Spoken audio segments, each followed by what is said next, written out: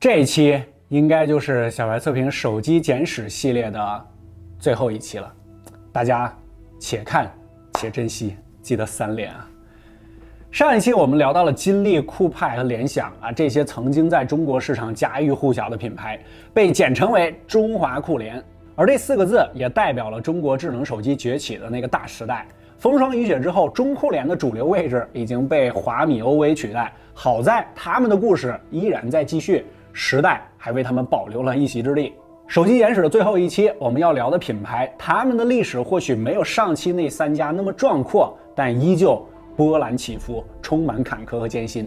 这个系列做多了啊，不光每一个成功值得我们铭记，每一个努力，每一个失败也都值得被我们了解。Hello， 大家好，我是双囧，欢迎收看小白测评手机简史最终篇。本视频由小白优品 APP 独家赞助播出，全品类精品二手商城，生活用品5折起，能买也能卖，各大应用商店均可下载。完结篇的第一个品牌就是中华酷联里我们唯一一个还没有聊到的中兴的子品牌努比亚。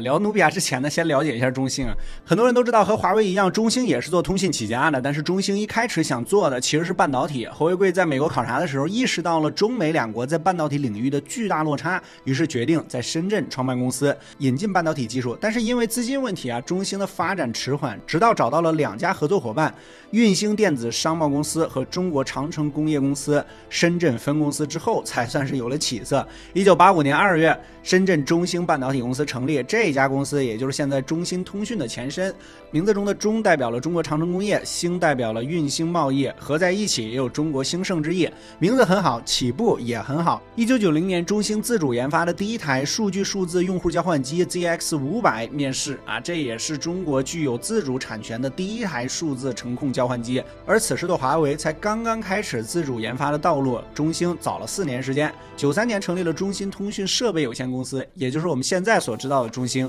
当年的中兴就在电讯交换产品市场拿下了1半的份额，打破了西方垄断的局面，并开始向国际发展。虽然中兴的手机现在不温不火，但是不妨碍中兴和华为一样，是一家重技术重研发的公司。当然，中兴的手机研发的也很早啊，1999年的时候，中兴就发布了自主研发的第一台手机 ZTE189。随后的中兴手机一路高歌猛进。08年9月，中兴生产的第1部手机下线，完成了销量达成1亿的成就。09年更是凭借40多款产品，一举拿下了国内市场3G 的头号交易，并且成为了当时中华酷联的第1。但看过手机简史系列的小伙伴应该都知道啊，这40多款产品的背后离不开的特点就是合约机，也就是运营商定制机，用过的请扣1。多少厂商因为没有华为的魄力啊，不舍得和运营商解绑，最终败在了合约机上。上一期的酷派如是，这一期的中兴也如是。但中兴并非没有改变，小米凭借互联网手机强势崛起的2012，中兴也决定精简产品线，并开创了自己的互联网品牌，也就是努比亚，独立运营并主打高端智能手机。努比亚官方表示啊，这个名字是古文明的发源地之一，并在拉丁和部分语序中有云彩的语义，象征美好啊。如果是和我一样第一次知道努比亚含义的，请扣1啊，又给你们长知识了。也或许真的是因为这个名字不太接地气儿啊，确实一开始我看到的时候不太好念，感觉努比亚可谓一路坎坷，风雨不断。10月31日，努比亚品牌正式官宣，并在12月发布了旗下首款手机努比亚 Z5。这款手机由意大利著名设计师乔凡诺尼亲自操刀设计，主打拍照和2.67毫米的窄边框，比当时魅族 MX2 的3.15毫米还要窄，在当时直接拿下了窄边框第1的名号。但努比亚好像并没有因为更窄的边框出名，而是因为 Home 键出名了。12月发布的 Z5 采用了和早1个月发布的魅族 MX2 相同的小圆圈 Home， 这在当时机圈引发了不小的争议。何况窄边框的概念在当时也是魅族先提出来的，无论努比亚是不是有借鉴，在当时的舆论上都矮了半截儿。许多人不知道的是，努比亚的 Z5 也是最早引入单反独立对焦、独立测光功能的手机，3指截屏也是 Z5 值得炫耀的亮点。随后努比亚还发布了 Z5 宇宙啊、Z5 mini、Z5S、Z5S mini、Z5S 系列还首次加入了独立白平衡和 ISO 的光学防抖。这一年努比亚还发布了 Z7 系列，并引入了多重曝光、对焦测光分离等功能。努比亚联合创始人李强在西藏通过手机长曝光拍摄的银河作品《瞬间永恒》还被北京天文馆永久馆藏，拍星星也成为了努比亚品牌的一个标签。这一年或许是努比亚手机最好的一年。2015年年初的采访之中，当时努比亚总经理倪飞表示，努比亚在14年就达成了500万台的销量成绩，并且希望在15年突破1000万台。15年的 Z9 可能是那段时间最具有代表性的产品，通过 ARC 技术利用 2.5D 玻璃的特性，视觉上隐藏了边框，实现了独特的观感。同时，用户也可以通过屏幕边缘的滑动操作，实现调整亮度、清理内存，最终1000万销量达成。2015年6月，努比亚宣布独立，并成立努比亚技术有限公司，中兴通讯占股95%。随后的12月，苏宁和英才投资均注资努比亚，将中兴的股份稀释到了60%。但是努比亚却并没有延续之前的热度，虽然发布了 Z11系列，还引入了 RAW DNG 无损格式等等创新，但是都没能拯救销量。对，这个 RAW 格式那么早人家就做了。虽然努比亚没有官宣但是根据第三方的数据，努比亚16年国内销量仅有200万台。在第2年中旬的一则报告里，努比亚也公布了2016年的总营收为53.78亿，营业利润亏损2亿，净利润亏损9142万元。在国内市场最为巅峰的2016，努比亚却跌了个跟头然后就没再赶上过主流队伍了。随后17年的国内手机市场开始下行，再一次对努比亚造成了不小的影响。17年的前4个月，净利润亏损了7123万元。7月，中兴卖出努比亚10.1%的股权，精准的把股权稀释到了49.9%。随后，努比亚才公布了我们上面提到的报告。当大潮退却，我们知道谁在裸泳了。好在细分市场给了努比亚新的机会。2018年4月19日，红魔电竞手机发布，和黑鲨相隔不足1个月。虽然旗舰手机一直不温不火，但是努比亚还是努力推出了2台旗舰机，一台是 Z18， 一台是努比亚 X。双屏的设计在升降前摄滑盖屏之外，对全面屏这个大概念做出了另外一种尝试。当年10月，努比亚还发布了红魔 Mars， 弥补了上一代没有845的遗憾。2019年，努比亚还尝试推出了万步曲面屏手机努比亚阿尔法当时我在现场虽然创新感十足但是在当下的体验并不够出色。努比亚阿尔法是叫好不叫座，续航和软件适配的硬伤也让它销量惨淡。好在红魔3的表现还不错，风扇的加入为红魔带来了一些热度，拿下了手机市场39%的份额。但根据 IDC 的数据，整个游戏手机的市场在当时也刚过100万，红魔的销量不足以撑起努比亚这艘大船。2020年，努比亚旗舰产品第一次缺席除了红魔之外，努比亚只推出了全新的努比亚 Watch 和努比亚 Play， 或许也是为了彻底重新上路这一年努比亚决定修改 logo。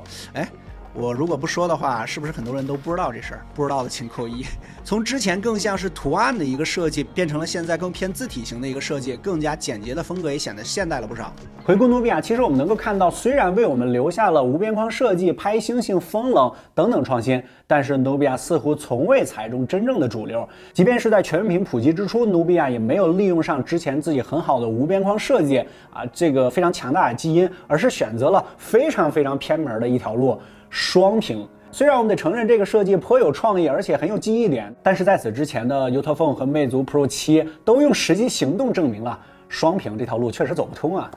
双屏并不是消费者真正需要的东西，你可以有，但它真的不重要。努比亚似乎从未找到过只属于自己的那个标签也就是定位说到小米，你可以说它是发烧性价比说到魅族，你感觉是文艺青年，华为是拍照成熟商务，这或许是努比亚之前最大的问题。坎坎坷坷，2021年已经是努比亚成立的第9年了。Z 系列终于归来，也就是带着全新 logo 的 Z30 Pro 产品和 A30 Ultra 其实基本一致ID 方面重新设计了。停更2年之后，也终于算是带来了一款还算成熟的产品。我们也为它专门做了视频，你可以在频道里边去翻看一下。线上的声量确实努比亚都已经很低了，也没人知道努比亚的故事这个未来在哪里。希望这次回归，它能真正踩中主流，真正找到属于自己的节奏。还有一个品牌跟努比亚这种忽远忽近是不一样的应该说是一直都非常遥远，许多人甚至只是听过，从未见过真机，就是一个非常小众的，它就是在我们手机简史最后确定要聊的一个手机品牌，也应该说是唯一的一个奢侈品手机——纬图手机。我先非常好奇的问一下大家这个正在看视频的大神们，有没有拥有过纬图手机或者用过纬图手机的人？有过的请扣1，让大家都看一看1998年正是诺基亚帝国拿下世界第一的第一年，诺基亚首席设计师弗兰克诺夫受到了奢侈品牌的启发，洞察到了一个全新的市场——奢侈品手机。在当时，富豪阶级热衷于购买昂贵的珠宝和配饰来彰显自己的品味和财富，但当时似乎并没有一款适合他们品味和品质的手机。反正他们有钱啊，不如就赚他们的钱啊！诺基亚管理层对设计师的想法很感兴趣，在当年的10月建立了奢侈品牌，也就是 Vertu 伪图。但是直到2年后，伪图的总部才在英国的汉普郡落成。之所以选择英国啊，会是因为日不落帝国在文化领域举足轻重的地位，不仅拥有莎士比亚、培根这种文学巨匠，也有著名的牛津和剑桥2座学府，而汉普郡也颇具传奇色彩啊，因为2艘举世闻名的巨轮由此出发，一个是大家都知道的泰坦尼克号，另外一个则是5月花号啊，不知道的小伙伴可以自己去搜索一下。即便什么都没做，地域的文化底蕴就给伪图镶上了一寸英伦范儿的血统，也或多或少影响了伪图手机的设计。2002年1月，伪图的首款产品 Signature 在巴黎推出，纸板造型，所有的按键均由蓝宝石打造。为了手感，还有让这个按键的声音更加好听，伪图为每一个按键增加了一个红宝石的垫片，每一部都由工匠纯手工打造，也就是所谓的每一台都独一无二啊，售价高达4万美元，在2002年就差不多30多万人民币啊。随即他还附赠了私人助理服务，只需要按下手机侧面的按键就可以呼叫24小时的真人助理，帮助你预订机票、酒店等等等等。8848应该是深得真传啊！这种利用奢华尊贵彰显品味的方式，确实打动了一些精英阶层，成为了他们的首选。2004年，伪图发布了第2款系列产品 Ascent， 同样是纸板造型，但是许多细节借鉴了跑车的设计。很多小伙伴后面知道伪图这个手机，也基本上都是从这个造型开始的。这台手机比如像跑车出风口的扬声器、龙骨造型的电池盖螺丝，价格没查到，但肯定也不便宜，估计10几20万吧。2005年，伪图首次在手机上使用了碳纤维材质，同年的 Signature Precious 系列问世，应该是主打镶钻。从官网的图片来看，2006年发布的 Constellation 还是首款采用了陶瓷键盘的手机。随后各个系列的小改款也不断推出，但是改变都不大。2008年，伪图进入中国市场，你可能不知道的是，它比 iPhone 还早了1年。第一段结束，内容太长，精彩太多。第21期上集到此结束，下集同步上线，在频道内直接点击联播即可。第21期完结篇，下集见。